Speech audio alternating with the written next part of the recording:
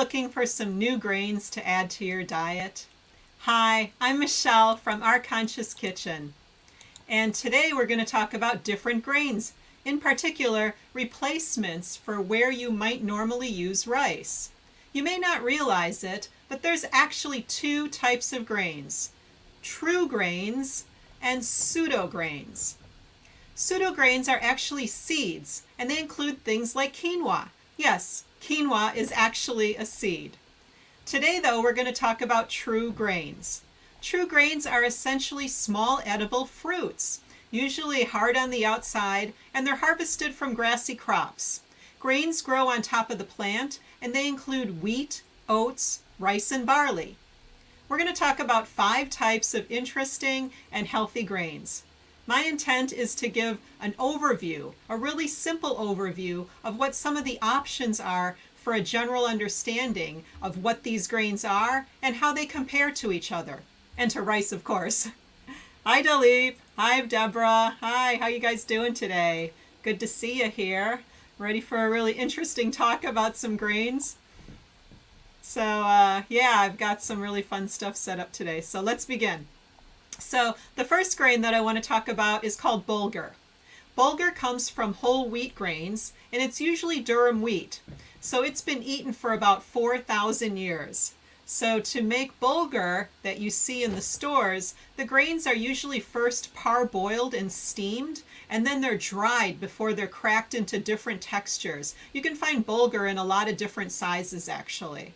And another great thing is that because it's been pre-cooked, it doesn't need a long cooking time. It's pretty fast, and it's like the original fast food, actually. It's like a no-fuss food, so that's really cool. You can pretty much just need to take 1 cup of dried bulgur to 2 cups of water, put it in a pot, bring it to a boil, and then reduce the heat and simmer for just like 12 to 15 minutes. It's really fast. So you can drain out any excess water and then fluff it with a fork, and you've got instant bulgur. It has a really nutty flavor, and it can be used in breakfast cereals, as well as in salads, and even in a veggie burger. It's a really nice binding ingredient. You can eat it with your favorite veggies on the side too, and it's actually best known for being in the Middle Eastern dish tabbouleh. It has a really chewy texture, and it can smell a little bit like popcorn when you cook it. You can batch cook it too, and make enough for a few days, and it even freezes well. Bulgur's really high in fiber, both soluble and insoluble, and it even has omega-3 fatty acids in addition to protein and the mineral manganese. Our second grain that we're going to talk about is called Frica. Similar to bulgur, Frica is an ancient grain, and it's now often mentioned as a superfood. Well, it is a really healthy food.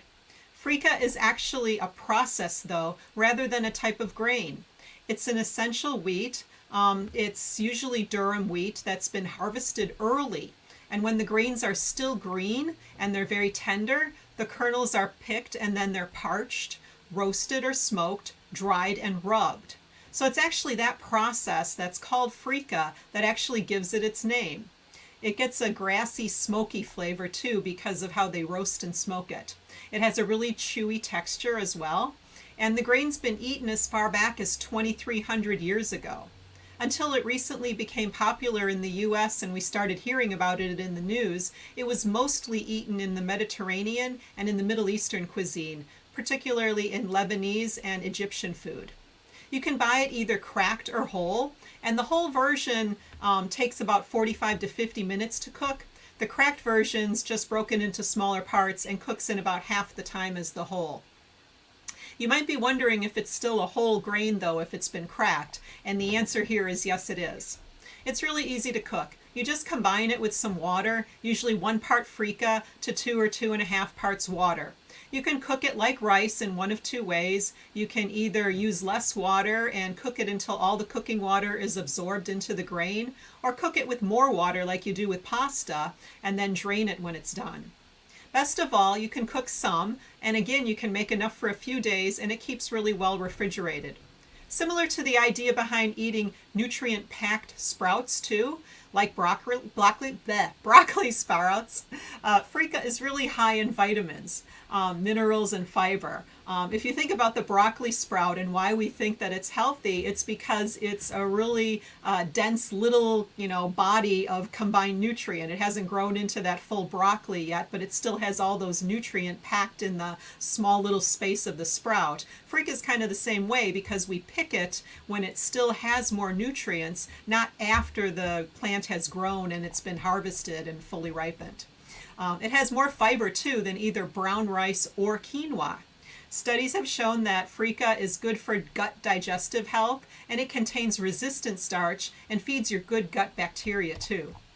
Whole barley is our third grain that we're going to talk about. Barley is one of the oldest consumed grains in the world. It's available in whole or pearled form, but the pearled version is not usually considered a whole grain. The pearled version is the most common that we see though. And even though the outer bran layer has been polished off, it's still a really nutritious option. Barley has a really chewy texture and a nutty flavor. It's similar to brown rice. So you can cook the barley the same as you would with rice.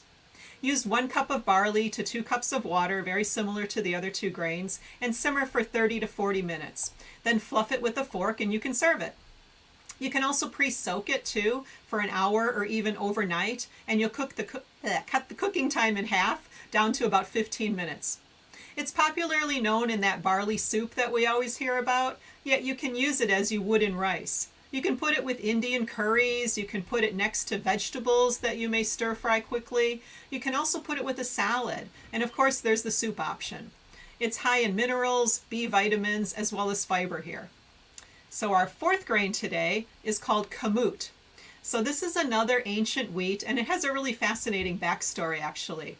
It has a more mild flavor, and it can hold its shape really, really well. It's also good to add to soups because of that, because it keeps its shape really well. It doesn't get mushy. One thing about it though is that it's a little bit like tissue is to Kleenex. The grain is actually called Khorasan. It's a Khorasan wheat, but the brand that's become so well known is what we call kamut.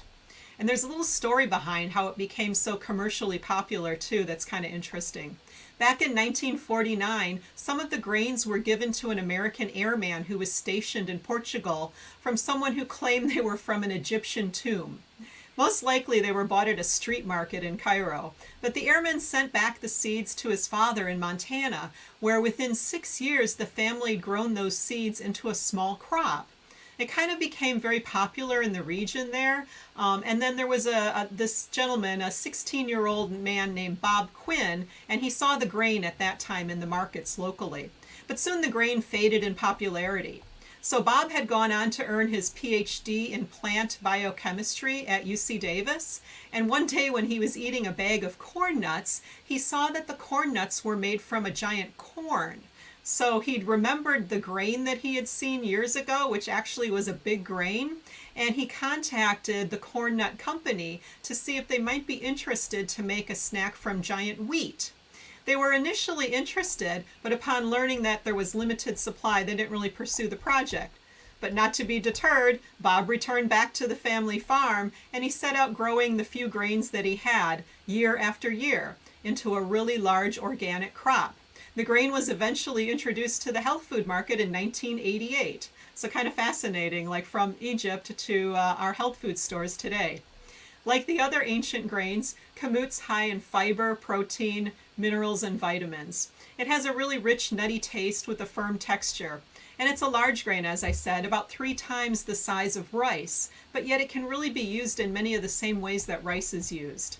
You can soak it overnight too to reduce the cooking time. You can add 1 cup of kamut to 3 cups of boiling water. Simmer the soaked grains for 30 to 40 minutes. If you didn't soak them, then cook them for 45 to 60 minutes, and it's ready when it's chewy and tender. So our last grain today that we're going to talk about is called faro.